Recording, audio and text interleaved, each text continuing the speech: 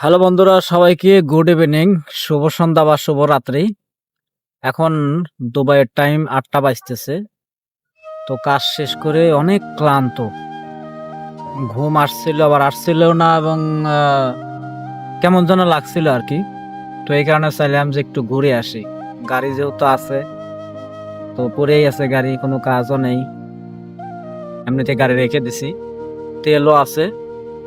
তো এই আমার বর্তমানে পরিচিত জায়গা হয়েছে নতুন বিচ, ডেরা আইল্যান্ড। এখানকার এই যে পরিবেশটা খুবই সুন্দর, একদম ঠান্ডা বাতাস, খুবই সুন্দর বাতাস। এখানে অনেক লোকজন আছে, বসে আছে, অনেকে গোসল করতেছে। তো আসলাম আর কি। আমার রুমে দুইজন আছে, এক ফ্রেন্ড আর একটা ছোট ভাই আর কি। তো তারা কাজে গেছে গা, তো তাদেরকে অবশ্যই মেসেজ করলাম আসো যাই। এত সুন্দর এই বিচটা, আসলে বিচের ভিতরে বা সমুদ্রের আশেপাশে আসলে অনেক স্মৃতিগুলো মনে পড়ে যায়, বিশেষ করে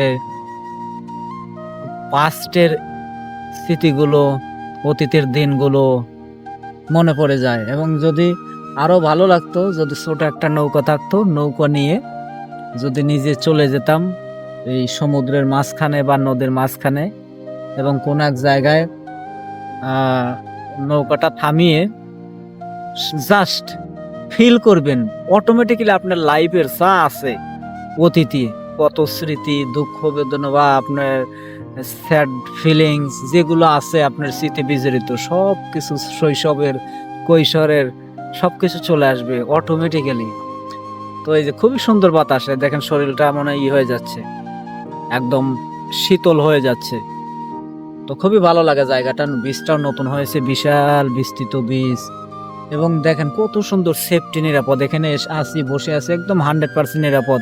কোনো মনে করেন যে আমাদের দেশের মতন যে ক্রাইম টোকাই আসবে, চান্দাবাজ বা এই কেউ আসছে সমস্যার সম্মুখীন হবে, কেউ এসে এখানে ডিস্টার্ব করবে না, কোনো কিছু নেই। সবাই রিল্যাক্সে যেখানে যার যার মতন ঘুরছে।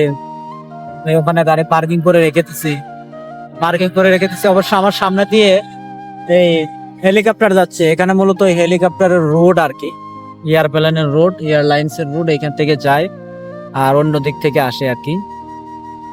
তো এই যে সবাই এই যে যাচ্ছে, এই দেখেন এই যে যাচ্ছে, গোসল করবে বা কথাবার্তা বলবে, কিছু খাবে।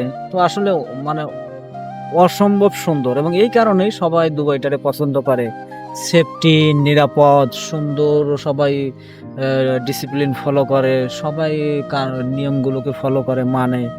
এবং এখানকার পুলিশ প্রশাসন সবাই খুবই ফ্রেন্ডলি, এবং এখানকার প্রত্যেকটা ব্যক্তি অনেক কাইন্ডলি। কারণ কি, people don't know is to others, এখানে কেউ কাউকে চেনে না। So that's why everyone try to respect is to others, এবং সবাই সবার প্রতি অনেক হেল্পফুল। তো আমি অবশ্য লুঙ্গি আর গামছা নিয়ে আসছি, গোসলও দেবো। তো আগে হাওয়াটা নেই, একটু দেহটাকে শীতল করি। বাস্তব জীবনটা আসলে অনেক এটা বলতে গেলে সবার জীবনে, প্রত্যেকটা ব্যক্তির জীবনে অনেক কষ্ট, পরিশ্রম ব্যতীত কোনো কিছুই হয় না। দেশ থেকে দেশান্তরে, কেউ আবার বিদেশে থেকে আবার দেশে, তো এরকম এটাই মানুষের life circle. All men moved just for money in this world is just for the dreams, and just need to something for better than before.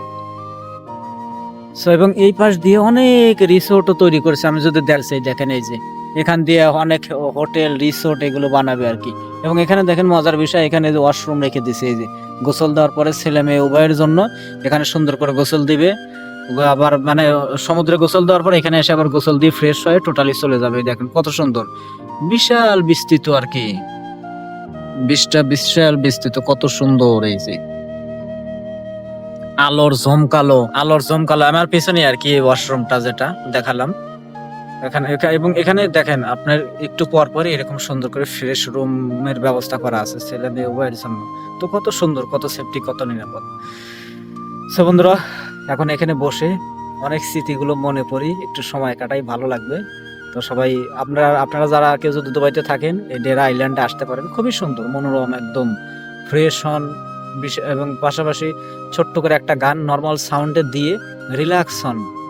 So আমি রিল্যাক্স হচ্ছি। আপনারা সবাই ভালো থাকেন, সুস্থ থাকেন। সবাইকে শুভ সন্ধ্যা বা শুভরাত্রি। আসসালামু আলাইকুম।